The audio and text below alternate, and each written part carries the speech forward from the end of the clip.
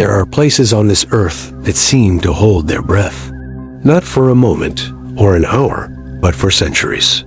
Places where the air is heavy with unspoken history, and the very ground whispers secrets that were meant to remain buried. They aren't just locales, they are cursed states. Pockets of time and space where the past isn't merely remembered, but relentlessly relived, demanding a price that is paid in silence, memory, and sometimes in the very fabric of one's being. Asterisk. We often imagine curses as a dramatic lightning strike, a sudden descent into madness.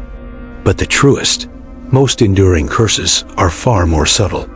They are a slow, inexorable tide, lapping at the edges of reality, eroding certainty, and leaving behind only echoes.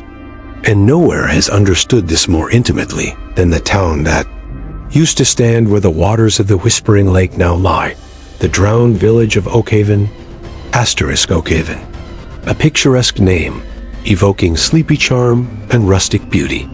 But what lies beneath the placid surface of Whispering Lake is anything but peaceful.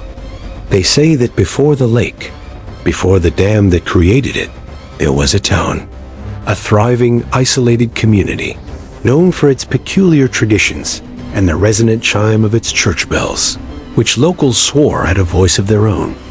Asterisk, the story of Oakhaven isn't one of natural disaster or even war. It's a tale of an unnatural flood, a deliberate act shrouded in bureaucratic convenience, and a disturbing local legend that predated the water. The official story talks of a new hydroelectric dam built in the 1940s, a necessary sacrifice for progress, submerging the old town to power the growing cities. A simple, pragmatic decision. Asterisk, asterisk. Just another case of good old American ingenuity. The official reports might have declared, trading quaint churches for kilowatts. Progress, you see, waits for no man, especially if he's holding up a massive civil engineering project with his stubborn insistence on actually living there. Asterisk, asterisk. A thoroughly modern explanation for a very ancient wrong. Asterisk, but the real history, the one whispered by the dwindling few who remembered the original Oakhaven, was far darker. They spoke of a prior curse, a chilling blight that had already begun to consume the town long before the engineers arrived. They spoke of a creeping silence, of memories that would fray at the edges, and of people who simply forgot themselves, fading into a blankness that left them physically present, but spiritually gone. The flood, for many, was less a tragedy and more a macabre mercy, a way to finally bury a secret that had grown too large, too hungry for the chew. Surface world.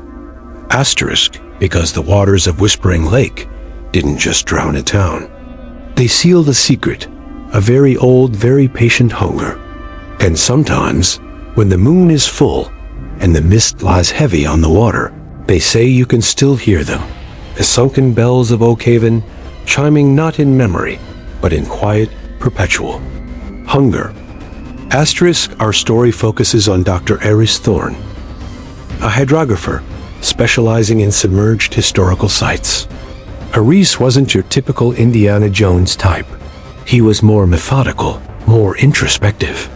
His adventures involved sonar maps, diving logs, and the quiet thrill of charting underwater ruins. He believed that what lay beneath the waves held more honest truths than anything preserved on dry land. And for Aris, the unexplained anomalies were always the most intriguing. Asterisk. Aris stumbled upon Oakhaven while researching unusual magnetic disturbances beneath large artificial lakes. His initial sonar scans of Whispering Lake showed anomalies inconsistent with geological formations or even the submerged structures of a typical town. There were strange, non-natural energy signatures, almost like a faint, rhythmic pulse emanating from the lakebed directly beneath where Oakhaven's old town square would have been. Asterisk. Further research into old county records yielded tantalizing, fragmented clues. Vague mentions of the silence, of the fading sickness, of local folk who would become detached, their minds empty, before simply vanishing without a trace. These records were often heavily redacted or dismissed as superstitious nonsense by later authorities. But Ariz, with his knack for seeing patterns in the noise, saw a chilling narrative emerging. A town that wasn't just abandoned, but erased from within, before being erased by water. Asterisk, the peculiar silence of the present-day lake, often remarked upon by local fishermen, also caught his attention. No birds sang near its deepest parts, no insects buzzed. The water itself felt strangely still, almost dead, despite its vastness. It was the same silence described in the ancient whispers about the original Oakhaven. Asterisk, this wasn't just a historical mystery. It was a cartographic enigma, a hydrographic anomaly, and a personal challenge for Ariz.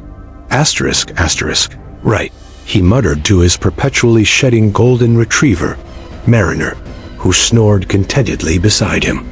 Either this is a previously undiscovered, underwater alien base, or I'm about to become intimately familiar with the definition of drowned and damned. Probably both, knowing my luck. For a man whose life ambition involves mapping mud at the bottom of a lake, I really do stumble into the strangest, most existentially inconvenient situations. Asterisk, Mariner twitched an ear, clearly unimpressed by the impending supernatural dive. Asterisk, the journey to Whispering Lake felt strangely uneventful, almost inviting. The road was well maintained, the surrounding forests lush. But as Ariz approached the lake, a subtle change occurred. The air grew still, the sounds of distant traffic and birds fading into an almost oppressive silence. The lake itself, vast and shimmering under the summer sun, had an unnerving stillness to its surface, like a polished obsidian mirror reflecting only the sky. Asterisk, he set up his research camp at a secluded cove, a place local guides had specifically warned him against, citing bad currents and strange vibes. Ariz, ever the rationalist, scoffed. He was a man of science, of empirical data, not local folklore. Asterisk, his first few days were spent deploying sonar buoys, setting up current meters, and preparing his advanced underwater drone, Nautilus. The drone was a marvel of technology, equipped with high-resolution cameras, sonar, and manipulator arms capable of delicate recovery. It was his eye into the depths, his connection to the sunken world. Asterisk, as he began his initial passes with Nautilus, the drone reported increasing magnetic interference. The closer it got to the former town center, the strange, rhythmic pulse he detected from satellite data became stronger, almost palpable, resonating through the water and eerily through the hull of his boat. Asterisk, and then he saw it on the drone's monitor. The ghostly outlines of Oakhaven. Decayed wooden structures, the skeletal remains of what must have been homes, a faint network of streets, all covered in a thick layer of silt, yet strangely preserved by the cold, deep water. It was a submerged ghost town, exactly as expected. Asterisk, but as Nautilus drifted over the town square, where the strongest energy signature emanated, the image on the monitor flickered. A sudden distortion, and then a clear, unmistakable image. The bell tower of the old Oakhaven church, its peak eerily intact, rising from the murky depths. And from within its frame, a single, dark, massive bell hung motionless, covered in a thick layer of sediment. It was too clear, too defined against the general murk of the other ruins. It almost looked clean. Asterisk, as the drone moved closer, the image on the screen seemed to shift. A faint tremor passed through the bell itself. And then, a subtle, almost imperceptible sound registered on Nautilus's hydrophones. A low, resonant hum. Not a chime, but a deep, pervasive vibration that seemed to fill the entire underwater soundscape. Asterisk, Alistair felt a prickle of unease. This wasn't just residual energy. This was something else. The cold, deep water, the oppressive silence, the strange hum. It all began to coalesce into a profound sense of wrongness. Asterisk, he dismissed it as faulty sensors, as artifacts of the extreme depth. Asterisk, right, he mumbled, sipping lukewarm coffee. Either my cutting-edge, million-dollar equipment is suddenly experiencing a dramatic nervous breakdown, or this lake is actively trying to communicate. And honestly, for a drowned town, it's being remarkably passive-aggressive. If you want to talk, Oakhhaven, just say something. Don't give my drone a panic attack. Asterisk, he tried to keep his voice steady, but a knot of apprehension tightened in his stomach. Asterisk, over the next few days, Ares meticulously mapped the submerged town. The deeper he sent Nautilus, the more pronounced the anomalies became. The magnetic fluctuations intensified. The strange hum became a constant, low thrum. And the images from the drone's cameras grew more unsettling. Asterisk, he discovered that the bell tower was remarkably well preserved, almost unnaturally so, compared to the crumbling ruins around it. Its stone seemed less eroded, its timber less decayed, and the massive bell within it, devoid of any obvious mechanism, seemed to vibrate with an inner light, a faint, almost imperceptible pulsation that registered only on the most sensitive of Nautilus's optical sensors. It was like a colossal, silent heart beating beneath the waves. More disturbing were the echoes he began to pick up on the drone's sonar and sometimes on the high-resolution cameras. Not physical objects, but faint, shifting distortions in the water column. Translucent shapes that seemed to drift through the submerged streets, indistinct, humanoid forms that would appear for a moment, then vanish. They weren't debris. They were something else. Asterisk, he also started to feel a peculiar hunger, not for food, but for answers. An insatiable craving to send Nautilus deeper, to push the limits of his research, to understand the source of the hum, the nature of the echoes. He'd spend hours losing track of time, only emerging from his cramped observation cabin, blinking into the oppressive twilight, feeling drained yet oddly compelled. The hunger was a dull ache at first, then intensified, making him feel lighter, less substantial, and oddly, more attuned to the subtle shifts in the lake's eerie stillness. Asterisk, he tried to dismiss it as academic obsession, a common affliction among dedicated researchers. Asterisk, just the usual brain rot from too much deep-sea surveying and not enough human interaction, he'd mutter, forcing down another bland protein bar. Probably also explains why I'm starting to think the drowned bell is trying to send me Morse code. Or perhaps just politely requesting a new coat of paint. You? No. For a sentient submerged antique, it's being remarkably subtle about its communication needs. Asterisk, his dry humor was becoming a desperate, internal monologue. His only companion, the ceaseless hum of the lake. Asterisk, one evening, reviewing archived local news footage about the dam construction, he stumbled upon old interviews with former Oakhhaven residents. Their accounts were fragmented, filled with odd gaps. They spoke of a prior phenomenon, the silence, where people would become withdrawn, their memories fraying. The fading sickness, they called it. They described how people would eventually simply disappear, leaving no trace. One old woman, her eyes wide with terror, muttered, "It wasn't the water that took them. It was the bells." The bells were already ringing without sound. Asterisk, Ares felt a cold dread. The hum, the echoes, the fading memories. It all aligned. This wasn't just a flooded town. It was a place that had already begun to consume its inhabitants before the waters even came. And the bells were not just an object. They were the heart of the curse. Asterisk, he knew what he had to do. He had to reach the bells. Asterisk, the next dive was different. Aris decided to use a specialized submersible, one designed for manned deep sea exploration. He had to see it with his own eyes. The hunger for answers was a burning compulsion, overriding all caution. Asterisk, as the submersible descended into the profound darkness of the lake, the hum intensified, vibrating through the very hull, resonating in his chest. The water outside the viewport was thick with silt, but as he neared the center of Oak Haven, a strange, ethereal light began to emanate from the depths below. Asterisk, and then it appeared. The church bell tower, perfectly preserved, rising majestically. From the murky lake bed, it was bathed in that soft, internal glow, making it stand out like a phantom against the gloom. And within its structure, the colossal bell, suspended, shimmered with an otherworldly luminescence. It was vast, ancient, and seemed to pulse with a silent, living energy.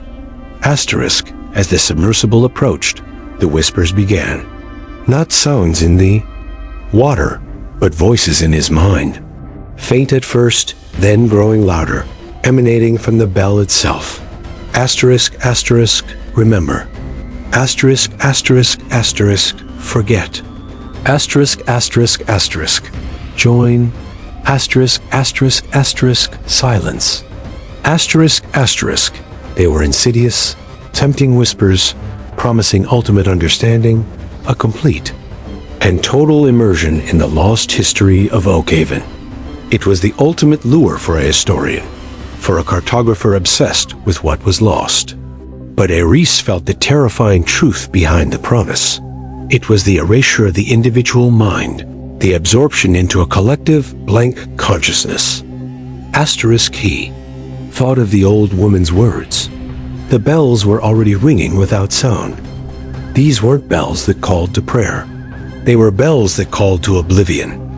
Asterisk, the submersible's internal systems began to flicker, lights dimming, monitors displaying static.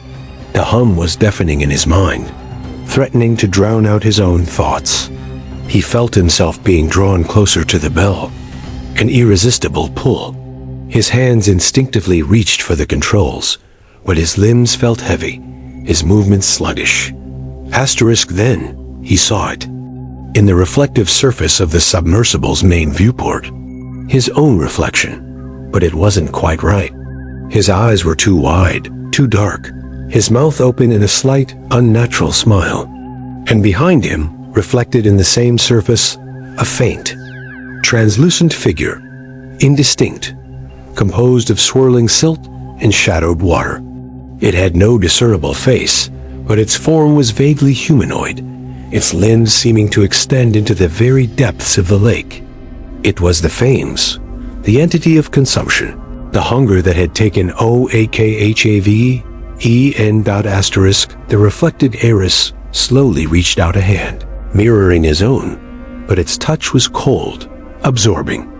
He recoiled, staring at the terrifying image. This wasn't a haunting.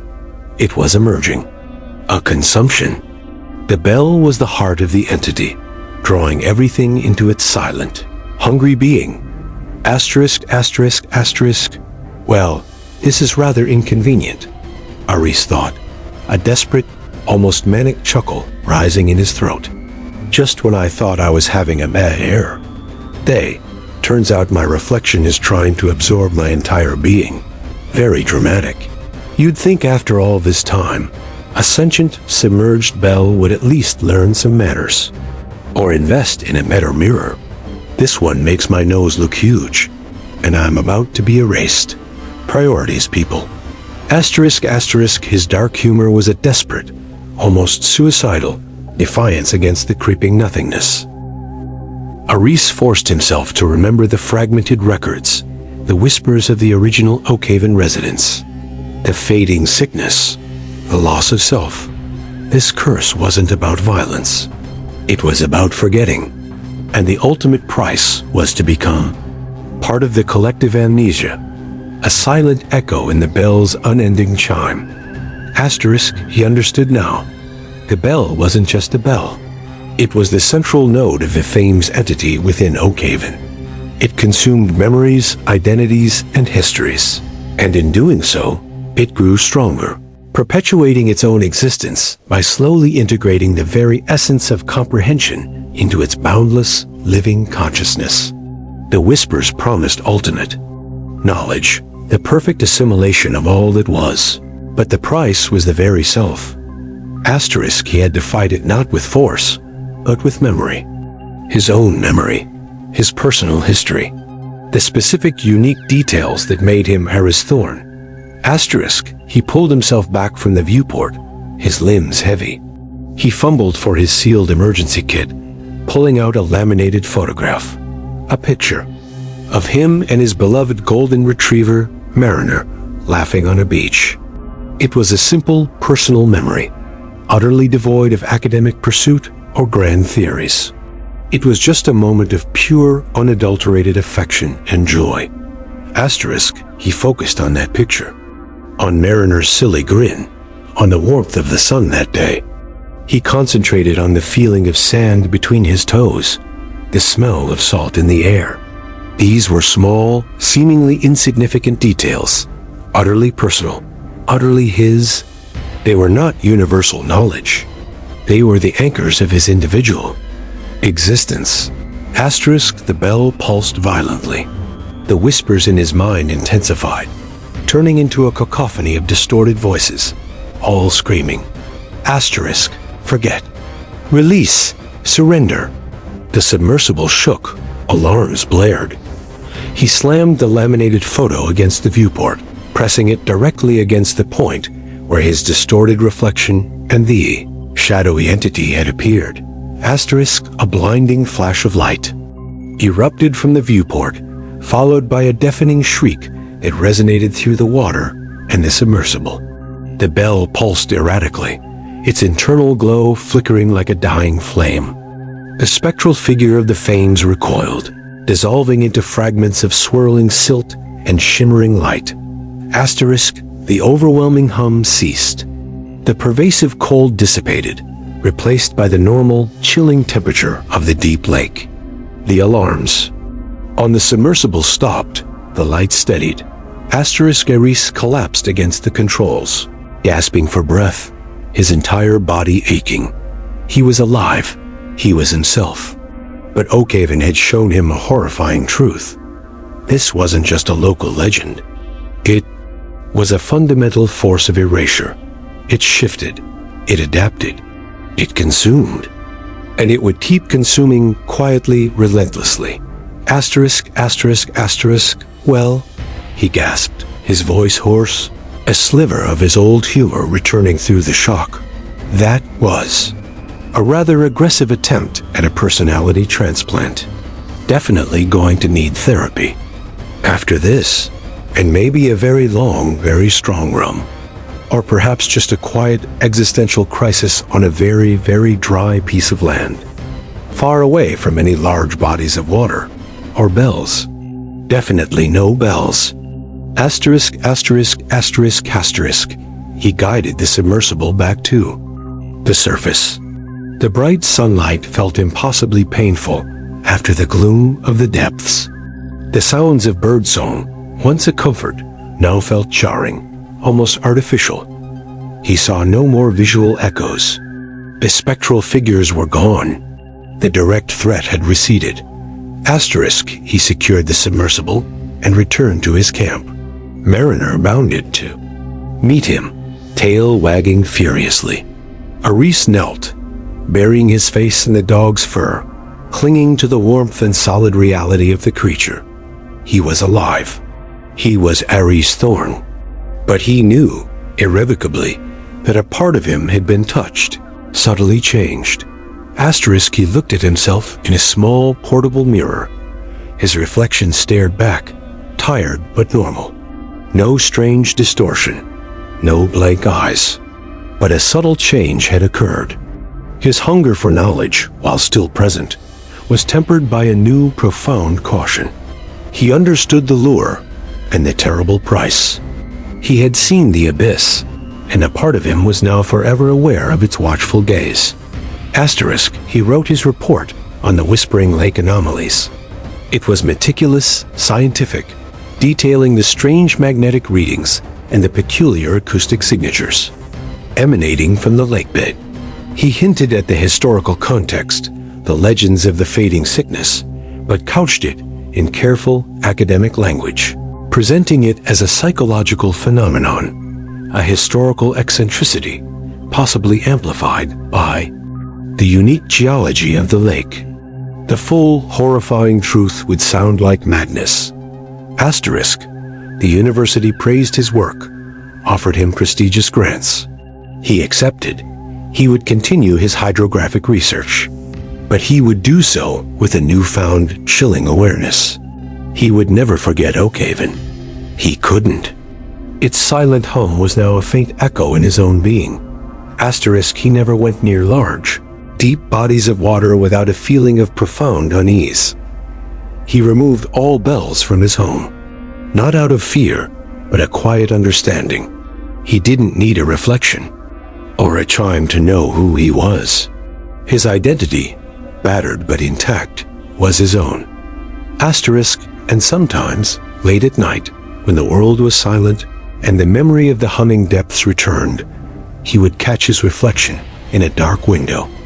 And for a fleeting second, he would see something else. A flicker of something utterly blank, a void where his eyes should be, a ghost of the fame's hunger looking out. It was quickly gone, replaced by his own muted reflection. But he knew it was there, a lingering echo, a silent testament to the price of survival in a truly cursed state. Asterisk, because some curses, dear listener, don't just kill you. They hollow you out. They make you a part of their unending hunger. And they wait, patiently, for the next uncurious soul to stumble into their forgotten feast. Asterisk, and in a cursed state like Oakhaven, where history itself is the bait, and curiosity the ultimate trap, the greatest horror isn't being haunted. It's realizing that you've just become part of the very story you are trying to understand, and that the next silent chime might be the sound of your own fading memory.